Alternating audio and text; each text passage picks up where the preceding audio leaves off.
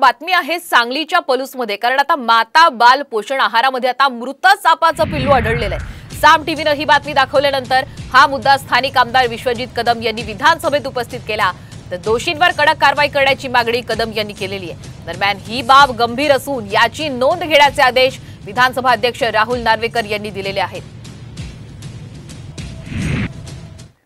कृषीनगरच्या 116 नंबरच्या शाळेच्या वाटपामध्ये झालेली आहे आणि तिथं मृत सापाचं पिल्लू हे या ठिकाणी दादा त्या पोषण आहारामध्ये सापडलेला आहे। तो हे कंपनीचं संपूर्ण महाराष्ट्राचं कॉन्ट्रॅक्ट हा Indo allied protein foods private limited या कंपनीला दिलं गेलेलं आहे। आपण फोटो पाहा अशी माझी विनंती।